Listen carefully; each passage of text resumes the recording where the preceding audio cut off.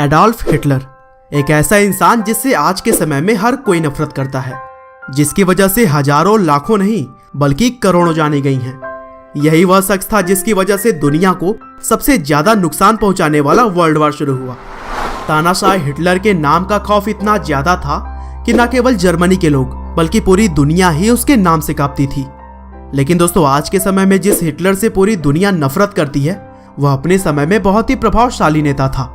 उसके स्पीच में इतना दम हुआ करता था कि वह बड़ी ही आसानी से लोगों को इन्फ्लुएंस कर लेता, और यही वजह बनी कि वह इतनी बड़ी नाजी सेना बनाने में भी कामयाब रहा। और दोस्तों, एक समय पर पादरी बनने की चाह रखने वाला हिटलर कैसे बना दुनिया का सबसे बड़ा तानाशाह, चलिए हम जानते हैं। तो दोस्तों, इस कहानी की शुरुआत होती है 20 अप्रैल 1889 से, जब ऑस्ट्रिया के ब्रोनो एम इन नाम की जगह पर एडोल्फ हिटलर का जन्म हुआ। उनके पिता का नाम एलोइस हिटलर और माँ का नाम क्लारा पोलजल था। और दोस्तों, हिटलर की माँ क्लारा एलोइस हिटलर की तीसरी पत्नी थी और हिटलर अपनी माँ के चौथी संतान। लेकिन इससे पहले कि उनके 3 भाई बहनों की किसी न किसी वजह से बचपन में ही मृत्यु हो चुकी थी। अब चूंकि हिटलर एकमात्र जीवित बच्चे थे, इसीलिए वे अपनी माँ के बहुत ही चहेते थे। हिटलर का शुरुआती जीवन बहुत ही उथल पुथल रहा। रोजी रोटी के चक्कर में उनके परिवार को बहुत सारे अलग अलग शहरों में भटकना पड़ा, और अपने पिता के साथ भी हिटलर के कुछ अच्छे संबंध नहीं थे। हिटलर ने अपनी स्कूल की पढ़ाई वोल्कस चले स्कूल से की, और बचपन में वे बड़े धार्मिक स्वभाव के व्यक्ति थे। उन्हें चर्च के ग्रुप्स के साथ प्रेयर करना बहुत पसंद था, और इसी वजह से आगे चलकर वे एक पादरी बनना चाहते थे। हिटलर बचपन से ही जर्मन के राष्ट्रवादी सोच से काफी प्रभावित थे, और इसीलिए ऑस्ट्रिया में रहने के बावजूद भी ऑस्ट्रिया की जगह पर जर्मन का राष्ट्रगान गाते थे। आगे चलकर 1903 में हिटलर के पिता की मृत्यु हो गई, और फिर अगले कुछ सालों में उनकी माँ भी चल बसी। अब हिटलर के पास कुछ भी नहीं बचा। वह एक वक्त के खाने के लिए भी मोहताज हो गए थे। अब पेट पालने के लिए हिटलर ने लेबर का काम करना शुरू कर दिया। कुछ दिनों तक उन्होंने पेंटिंग भी बनाई, और पोस्ट कार्ड बेचकर भी उन्होंने कुछ पैसे कमाए। और दोस्तों, लोग कहते हैं कि यही वह समय था जब हिटलर के अंदर यहूदियों के प्रति नफरत पैदा हो गई। 1913 में हिटलर जर्मनी के शहर म्यूनिक शिफ्ट हो गए, और वहां पर उन्होंने जर्मन आर्मी ज्वाइन करने के लिए अप्लाई किया, और फिर 1914 में उनके एप्लीकेशन को एक्सेप्ट भी कर लिया गया। अब चूंकि जर्मन राष्ट्रवाद पहले से ही उन्हें पसंद थी, इसीलिए उन्होंने जर्मनी के लिए युद्ध में भी बहुत ही अच्छा काम किया, और उनके परफॉर्मेंस को देखते हुए उन्हें कई सारे अवार्ड्स भी मिले। लेकिन आगे चलकर पहले वर्ल्ड वार में जर्मन आर्मी के सरेंडर से उन्हें काफी दुख हुआ, और इसके लिए उन्होंने जर्मन के नेताओं को जिम्मेदार ठहराया। आगे चलकर 1919 में हिटलर ने DAP नाम की पार्टी ज्वाइन कर ली, जो कि जर्मन वर्कर्स की पार्टी थी, और इस पार्टी के लोग यहूदियों के पूरी तरह से विरोधी थे। और दोस्तों, कहते हैं कि यहूदियों के प्रति हिटलर की जो नफरत थी, वह DAP ज्वाइन करने के बाद और भी प्रबल हो गई। आगे चलकर DAP पार्टी का नाम बदलकर नाजी कर दिया गया, और हिटलर बहुत ही कम समय में यहूदियों के अगेंस्ट भाषण देकर काफी लोकप्रिय हो गए। वर्ल्ड वार के बाद से उस समय जर्मन की आर्थिक स्थिति भी कुछ अच्छी नहीं थी, और उसको सुधारने की बातें करके वह लोगों में लोकप्रिय बनते जा रहे थे।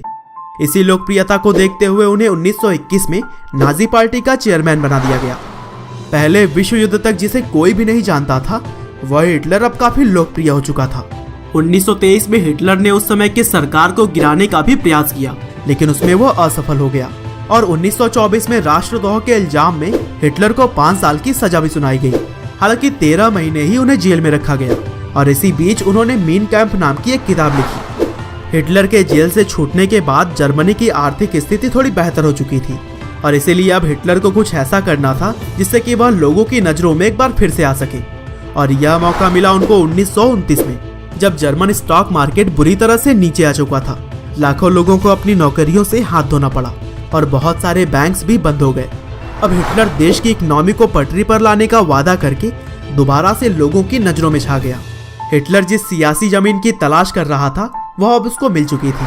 हिटलर ने 1932 में राष्ट्रपति का चुनाव लड़ा, लेकिन एक बार फिर से उसे निराशा हाथ लगी। हालांकि अगले साल 1933 में वह जर्मन के चांसलर का चुनाव जीत गया, और बस फिर क्या था, ताकत आते ही उसने अपने असली रंग दिखाने शुरू कर दिए। आगे चलकर राष्ट्रपति के मृत्यु के बाद उसने खुद को राष्ट्रपति घोषित कर दिया, और फिर सबसे पहले उसने सोशल डेमोक्रेटिक पार्टी को बैन किया, और फिर इसके बाद से ही यहूदियों के मृत्यु का जो सिलसिला शुरू हुआ, उसने सबको दहला कर रख दिया। राष्ट्रपति बनने के बाद हिटलर ने अपनी सैनिकों की ताकत बढ़ाने पर काम शुरू किया, और 1939 आते आते इस जिद्दी तानाशाह ने अपने पड़ोसी देशों पर हमला कर दिया और इस तरह से दूसरा वर्ल्ड वार शुरू हो गया, जिसमें कि एक के बाद एक कुल 30 देशों ने हिस्सा लिया और कहा जाता है कि इसमें करोड़ों लोगों की जान चली गई। शुरुआती समय में हिटलर की नाजी आर्मी को तो जीत मिली, लेकिन जैसे जैसे समय बीतता गया उसकी ताकत कम होने लगी और हिटलर को भी शायद इस बात का एहसास होने लगा था। 29 अप्रैल 1945 को हिटलर ने ईवा ब्राउन नाम की लड़की के साथ तीसरी शादी की और फिर शादी के अगले ही दिन हिटलर अपनी हार को भांप गया था।